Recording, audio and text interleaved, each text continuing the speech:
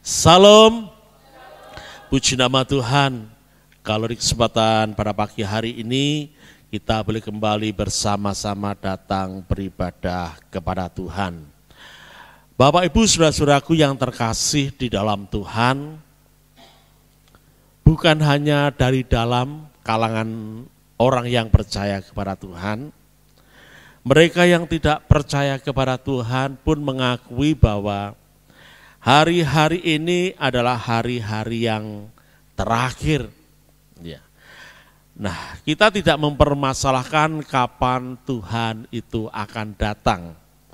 Tetapi yang menjadi persoalan bagi kita sebagai anak-anak Tuhan, bagaimana kita harus mempersiapkan diri kita untuk layak dan berkenan di hadapan Tuhan. Bapak Ibu saudara-saudaraku yang dikasihi oleh Tuhan, saya memberikan renungan firman Tuhan di kesempatan pada pagi hari ini dengan tema berjaga-jagalah dan bersiap sedialah. Kita akan membaca di dalam Injil Matius pasal yang ke-25 ayat yang ke-13.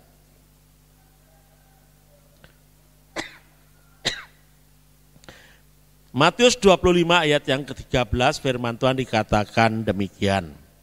Karena itu berjaga-jagalah, sebab kamu tidak tahu akan hari maupun akan saatnya.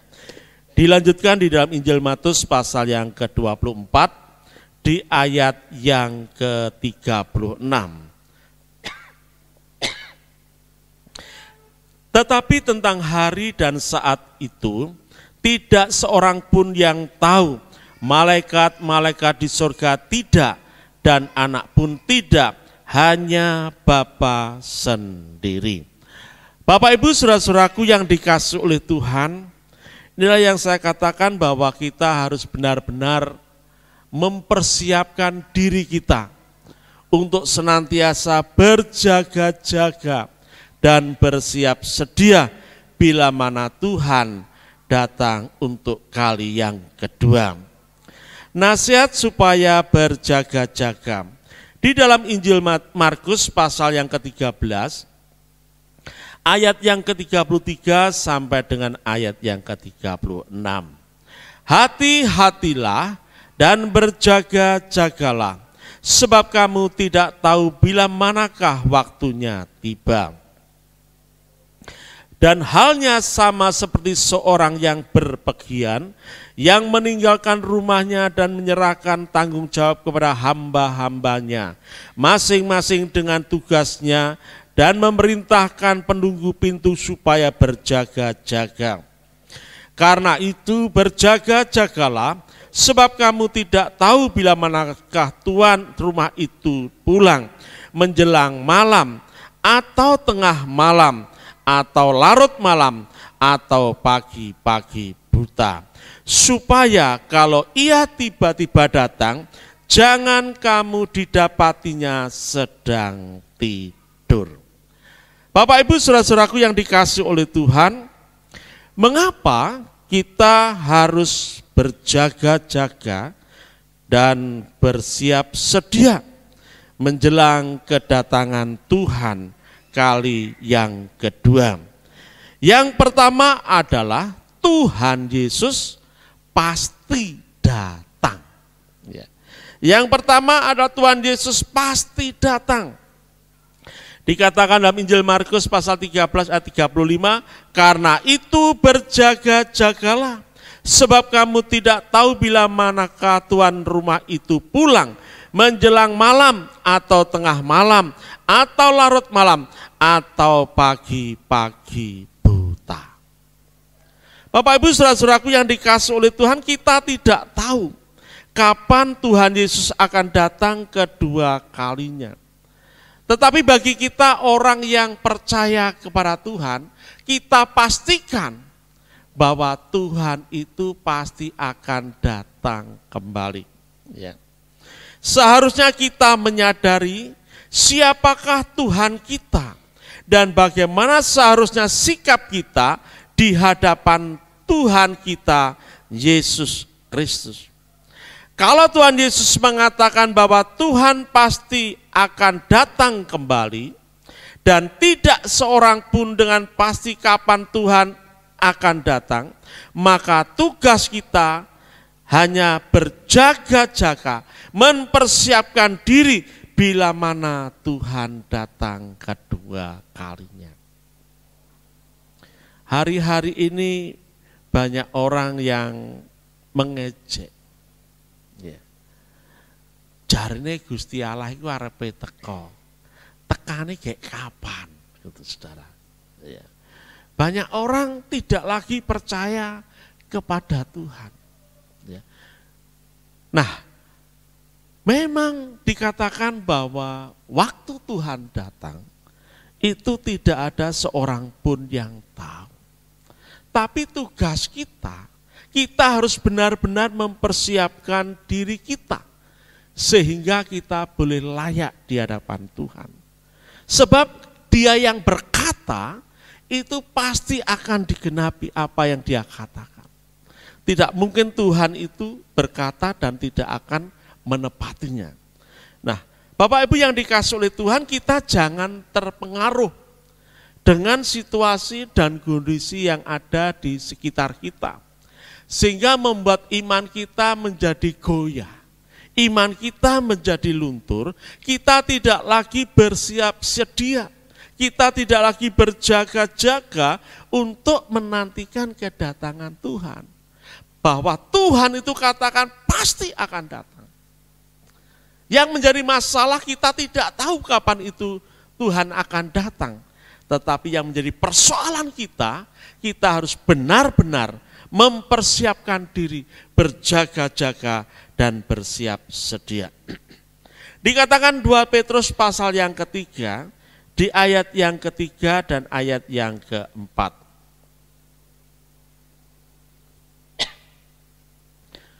2 Petrus 3 ayat yang ketiga dan ayat yang keempat. Yang terutama harus kamu ketahui ialah bahwa pada hari-hari zaman akhir akan tampil pengejek-pengejek dengan ejekannya, yaitu orang-orang yang hidup menuruti hawa nafsunya. Kata mereka, di manakah janji tentang kedatangannya itu? Sebab sejak bapa-bapa leluhur kita meninggal, segala sesuatu tetap seperti semula pada waktu dunia diciptakan. Justru di waktu-waktu yang lampau, ya, teknologi itu belum secanggih sekarang ini. Sekarang teknologi begitu melaju pesat. Ya. Kadang-kadang saya itu sering, ya istilahnya itu ya enggak disindir itu ya enggak, ya istilahnya termotivasi lah. Ya. Dimotivasi supaya itu saya itu juga tidak istilahnya itu gaptek gitu saudara. Bapak Ibu yang dikasih oleh Tuhan, karena saya ini salah persepsi, ya, jadi salah pemikiran saya. Dulu, ya, saya tuh enggak punya HP. Saya enggak punya HP dan saya tidak kepingin punya HP.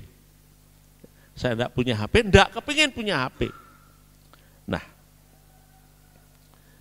Pak Marco enggak punya alat komunikasi. Enggak, saya mau jadul saja. Ya. Ya, saya mau jadul saja. Loh kenapa? Nanti kan ada baiknya.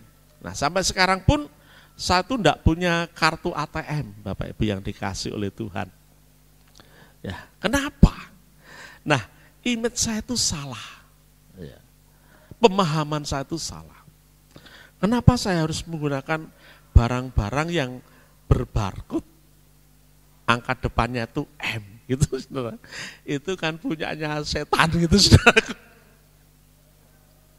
Ya, karena waktu itu saya tuh sangat suka membaca tentang cerita akhir zaman. Dari uang dolar itu pun, wah itu punyanya iblis itu uang dolar itu. Karena kan harga segitiga malih terus tengah-tengahnya ada gambarnya mata gitu. Itu kan lambang iblis itu saudara. Ya, jadi saya enggak mau punya HP, saya juga enggak punya ATM.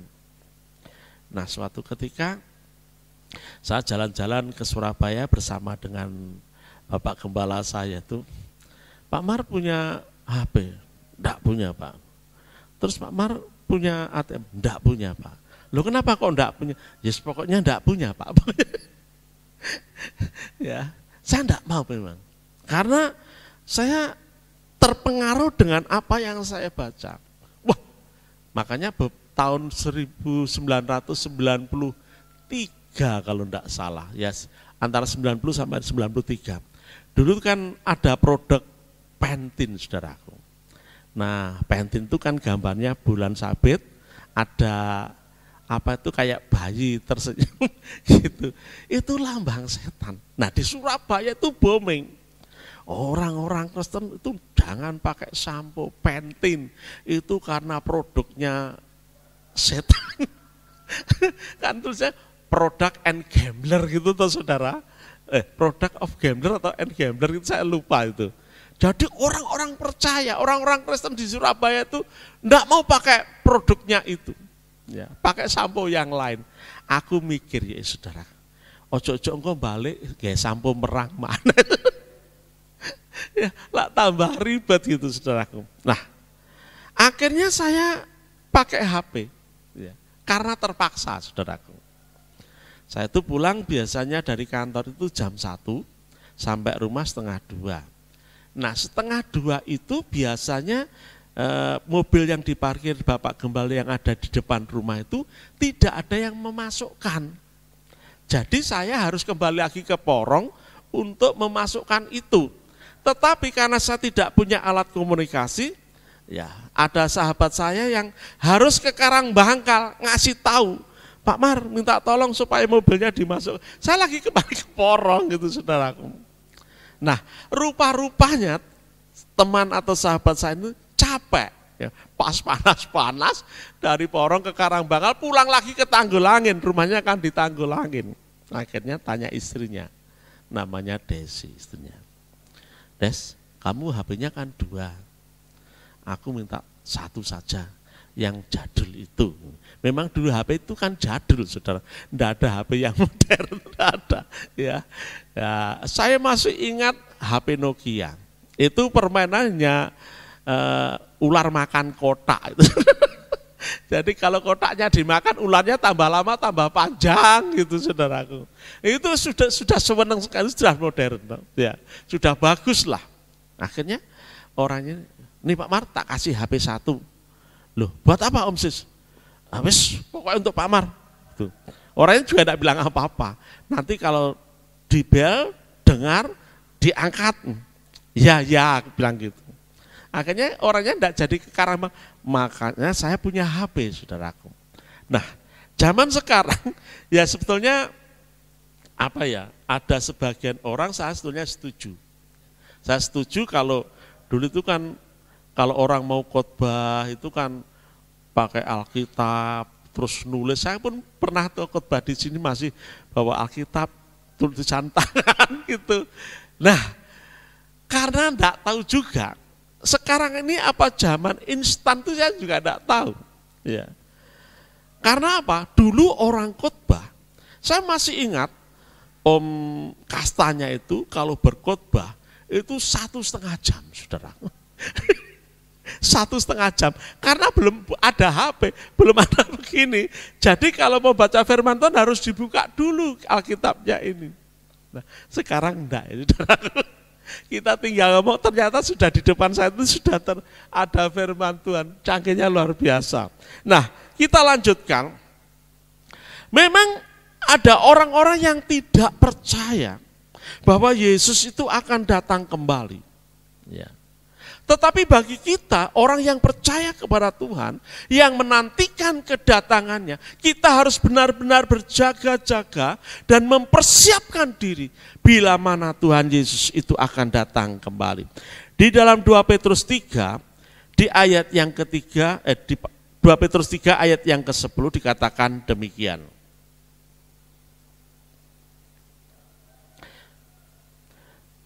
Tetapi hari Tuhan akan tiba-tiba seperti pencuri.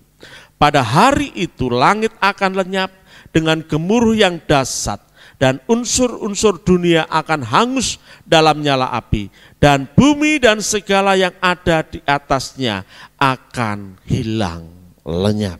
Bapak Ibu saudara-saudaraku yang dikasihi oleh Tuhan, jika demikian maka sikap berjaga-jagalah senantiasa membuat seseorang tetap setia, menanti dengan sabar dan sukacita. Bagaimana sikap kita dalam menanggapi hal yang demikian? Terpengaruhkah kita dengan apa yang dikatakan orang yang tidak mau menerima kebenaran firman Tuhan? Ya memang yang sering kita dengar di luaran seperti itu. Ya. Bapak Ibu yang dikasihi oleh Tuhan, dulu kita mendengar kiamat akan terjadi pada tahun 1999. Tertunda, kiamat akan terjadi pada tahun 2000 persis, karena pas milenium katanya. Ditunda lagi pada tahun 2012. Nah, entah tahun berapa lama lagi kita akan terpengaruh ya dengan kata orang. Tetapi biarlah pada pagi hari ini kita tidak terpengaruh oleh kata orang. Kita mau terpengaruh dengan kebenaran firman Tuhan.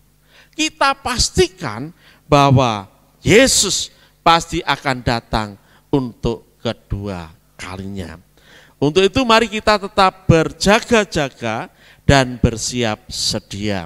Yang kedua adalah kita harus melakukan tugas dan tanggung jawab yang telah dipercayakan oleh Tuhan. Kembali dalam pembacaan Markus 13 di ayat yang ke-34.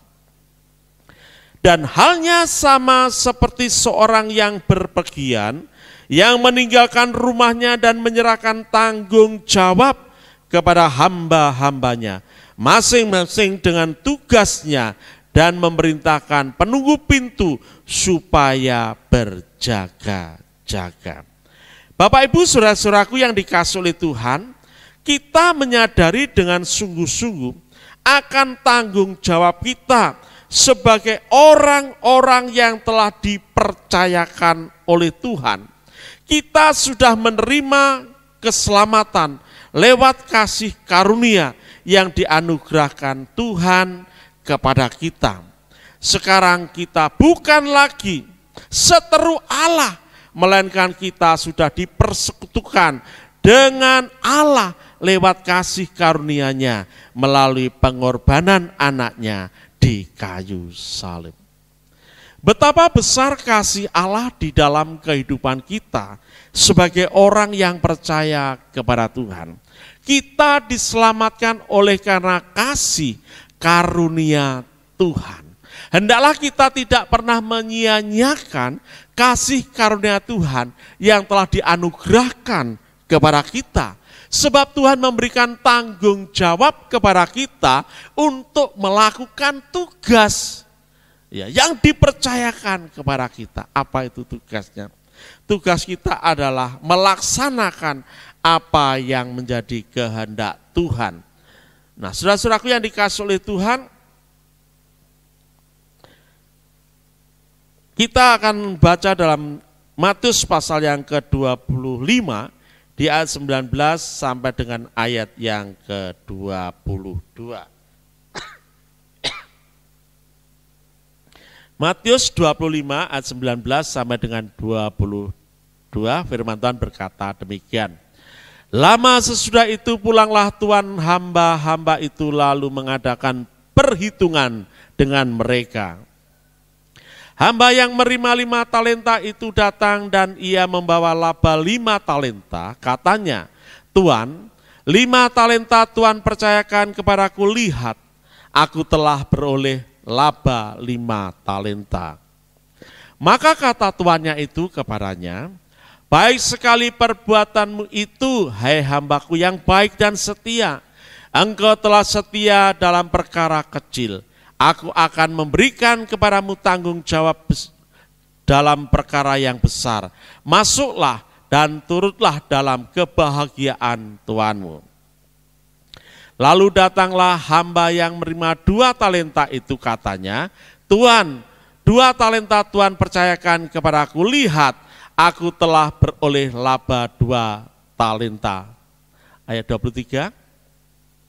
Maka kata tuannya itu kepadanya, baik sekali perbuatanmu itu, hei hambaku yang baik dan setia. Engkau telah setia memikul tanggung jawab dalam perkara yang kecil. Aku akan memberikan kepadamu tanggung jawab dalam perkara yang besar. Masuklah dan turutlah dalam kebahagiaan Tuhanmu. Jadi Bapak Ibu yang dikasihi oleh Tuhan, artinya kasih karunia yang dianugerahkan Tuhan kepada kita, hendaklah kita tidak pernah menyia-nyiakannya. Ya. Sebab ada tanggung jawab yang harus kita terima, ya, dan kita harus terima konsekuensinya bila kita tidak melakukan apa yang telah Tuhan percayakan kepada kita. Apa yang Tuhan percayakan kepada kita, yaitu bakat kita, kemampuan kita, kesanggupan kita untuk melakukan kebenaran firman Tuhan. Hidup kita ini bagaikan berhutang kepada Tuhan. Ya. Kita punya utang sama Tuhan, dan kita harus bayar utang itu, yaitu keselamatan yang telah dianugerahkan Tuhan di dalam kehidupan kita. Firman Tuhan katakan, kerjakanlah keselamatanmu itu dengan takut dan gentar. Artinya setelah kita menerima keselamatan itu, anugerah kasih karunia itu, kita tidak leha-leha, saudaraku. Orang Jawa bilang itu ongkang-ongkang kangkung, saudara. Tidak. Tetapi kita harus mengerjakan apa yang Tuhan percayakan kepada kita. Mungkin kita di gereja ini dipercayakan sebagai penerima tamu. Ya. Mungkin orang bilang, hanya cuma penerima tamu saja. Saudara, ya beruntunglah saat ini jemaat kita masih tidak terlalu banyak. Ya. Andai kata jemaat kita 200 saja, bahkan penerima tamu, kalau tidak biasa, pulang itu pipinya pasti kemeng, saudara. Karena kan tidak mungkin, selamat datang Bu, sugeng enjang, kan harus pakai tersenyum. Masuk, ini kan tidak mungkin, saudaraku.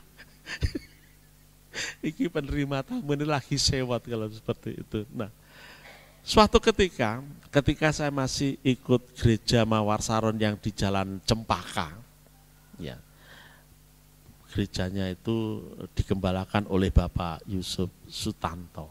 Ya. Nah, karena saya melihat Pak Pendeta ini ngemut permen, ya, lama-kelamaan saya tanya, Pak Yusuf, tiap kali saya ketemu Pak Yusuf, kenapa kok ngemut permen? Gini loh Pak Yusuf, jadi saya tuh dia tak panggil Pak Yusuf, saya juga dipanggil Pak Yusuf.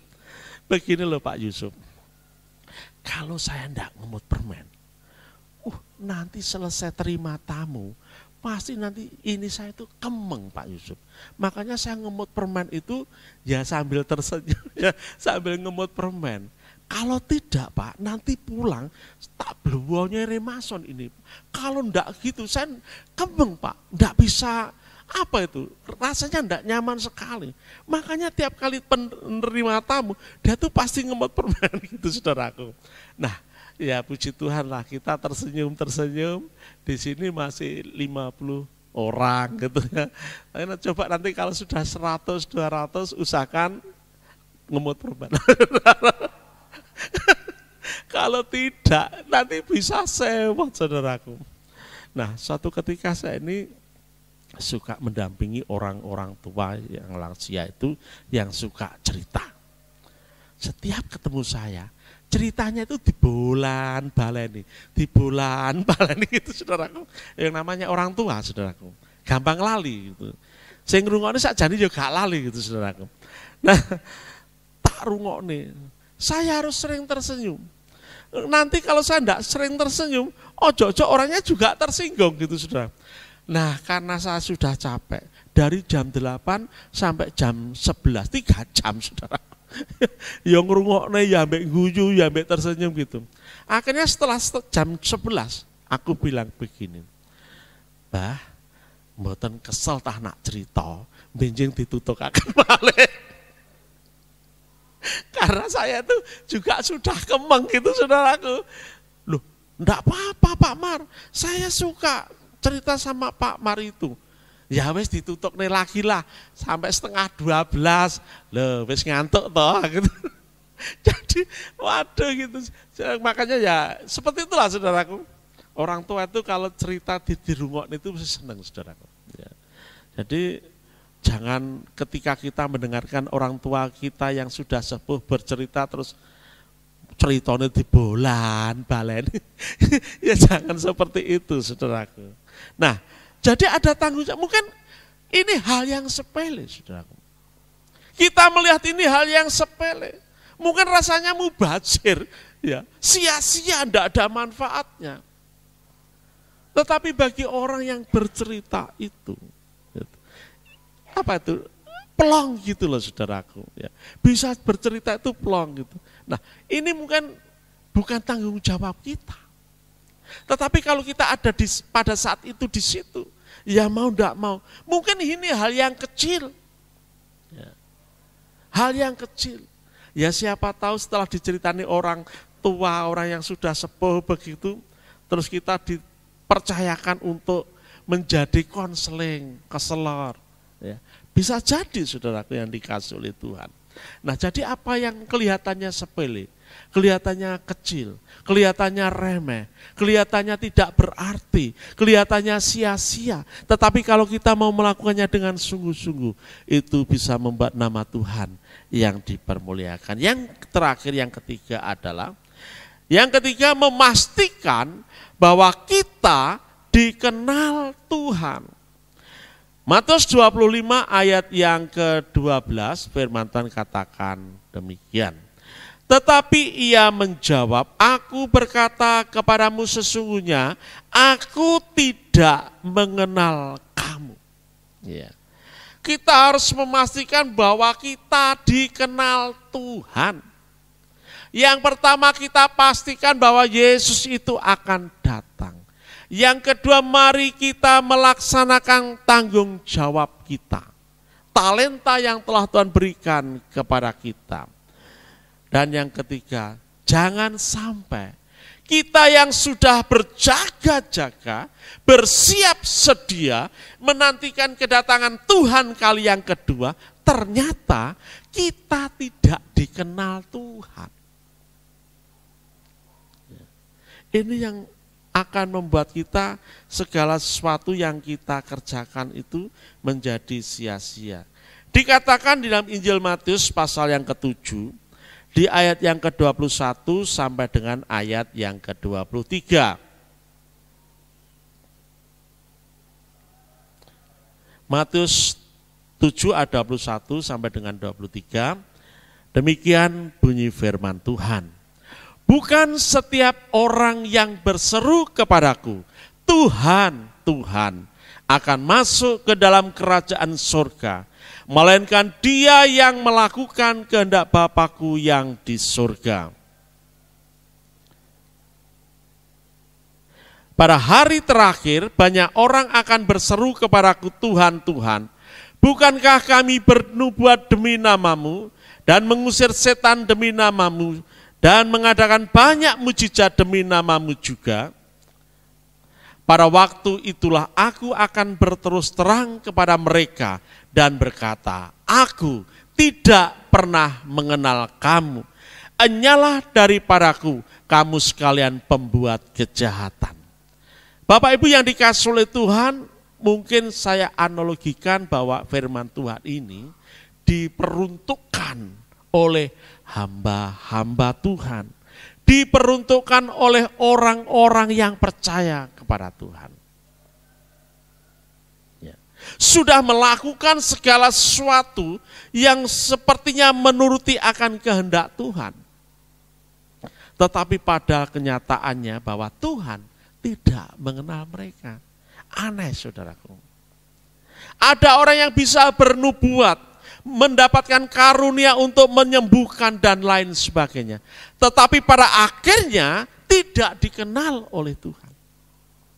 Nah ternyata mereka kelihatannya melakukan apa yang Tuhan mau, yang Tuhan kehendaki. Tetapi pada kenyataannya, apa yang mereka lakukan itu hanya untuk kepentingannya diri pribadi. Bukan semata-mata untuk Tuhan. Suatu ketika, Bapak Ibu mungkin mengenal namanya MH Ainun Najib. Biasa dipanggil Kiai Beling.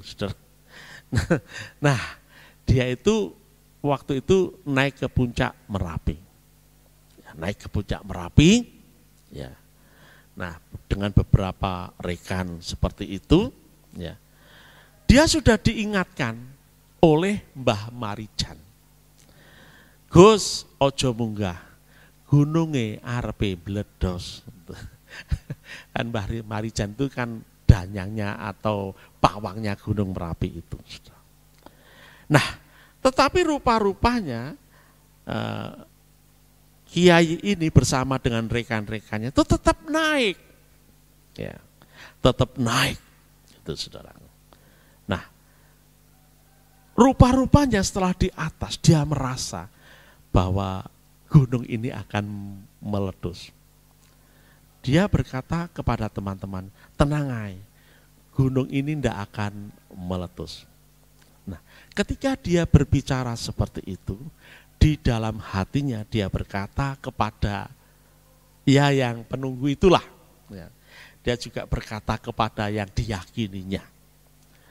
Ya, dia minta apa yang diucapkan itu menjadi sebuah kenyataan. Artinya gunung itu tidak meletus pada saat dia ada di atas. Nah, tetapi karena dia merasa ada firasat bahwa memang benar-benar gunung ini akan meletus, maka dia turun bersama dengan teman-temannya semua.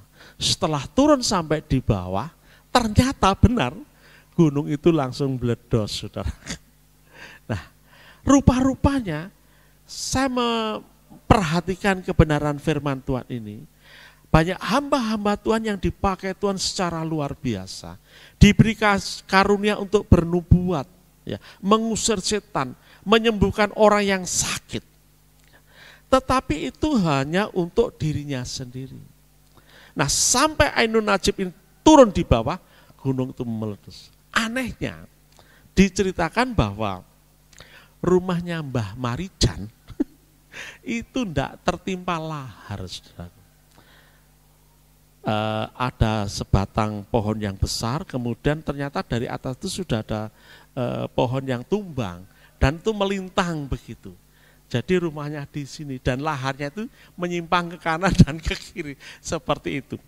Bapak Ibu yang dikasih oleh Tuhan, kadang-kadang saya itu ya percaya ya tidak ya. Tetapi mungkin mujizat Tuhan itu seperti itu, saudaraku. Ya, kadang-kadang kita tidak bisa menalar dengan pikiran kita. Nah, kembali pada kebenaran firman Tuhan, ya, dikatakan, apakah yang ditakutkan oleh Rasul Paulus setelah Rasul Paulus memberitakan Injil Kristus? Ya, dikatakan dalam 1 Korintus 9 ayat 27.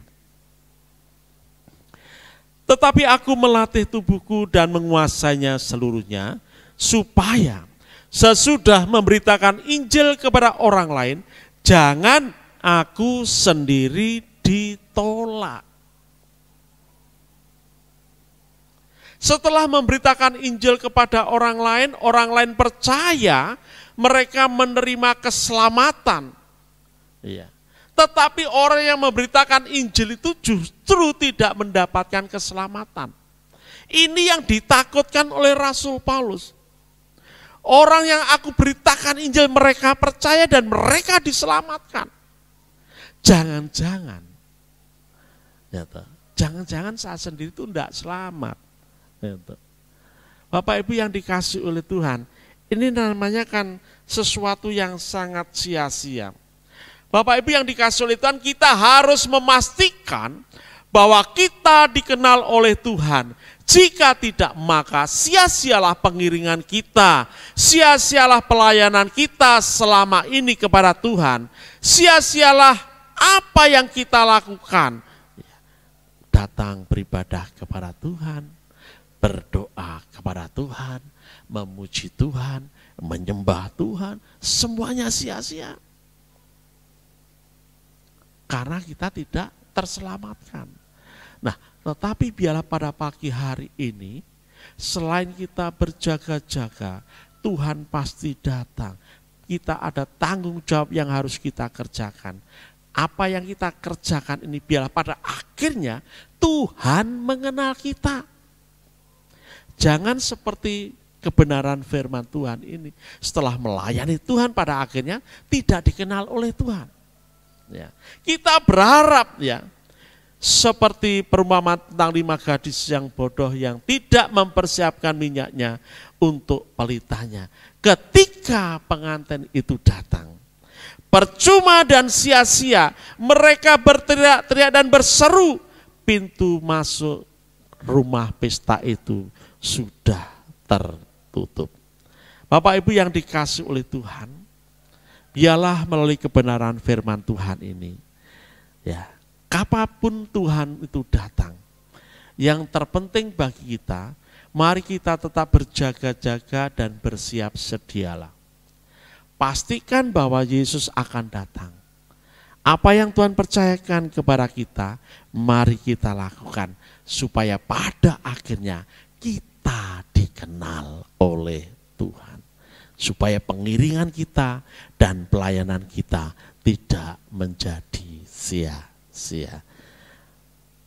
Kiranya kebenaran firman Tuhan yang sederhana ini boleh mendorong kita, memotivasi kita, supaya kehidupan kita boleh berkenan kepada Tuhan. Sebagai ayat yang terakhir, 1 Korintus 8 di ayat yang ketiga. 1 Korintus 8 di ayat yang ketiga, demikian bunyi firman Tuhan. Tetapi orang yang mengasihi Allah dikenal oleh Allah. Tunjukkan bahwa kita mengasihi Tuhan, ya, percaya bahwa Yesus akan datang.